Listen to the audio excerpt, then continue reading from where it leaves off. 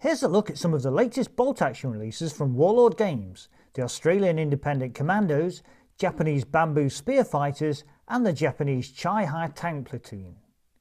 The Australian Independent Commando section consists of 10 metal miniatures representing just one small part of the 12 commando companies formed during 1941 and 1942. Like all commandos, these men were tasked with disrupting the enemy via sabotage, training guerrilla forces and operating behind enemy lines. They served in many harsh environments including New Guinea, Borneo and the Dutch East Indies.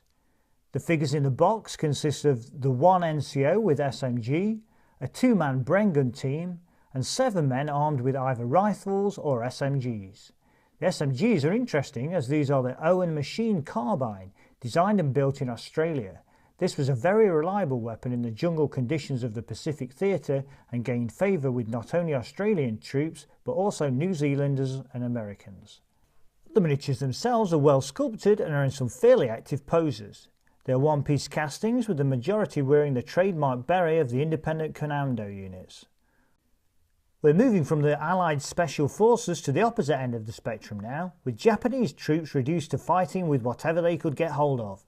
As World War II progressed, the levels of supplies for beleaguered Japanese troops dropped dramatically, yet the commitment of the soldiers to carry on fighting remained high.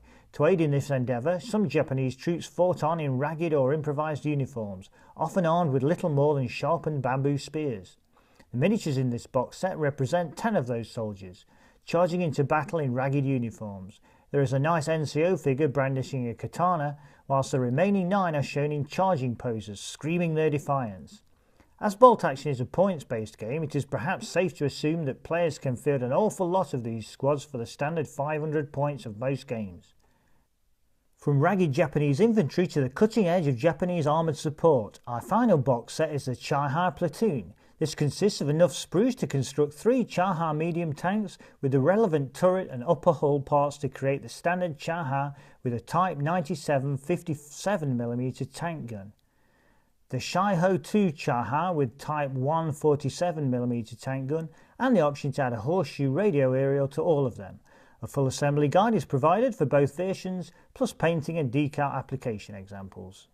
This is the most widely used medium tank of the Imperial Japanese Army, fighting throughout the period of the invasion of China, the battles against the Soviets and during the whole of the Second World War in the Pacific.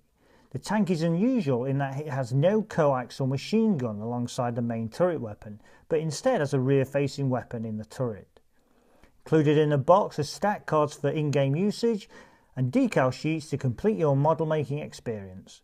Plus each tank can be modelled with the hatches open or closed, so comes with an optional tank commander figure. Damage markers are included for each of the tanks. A minor point is that the kit appears to be wholly Warlord produced. Neither the box nor the sprues mentions the input of the Italieri company.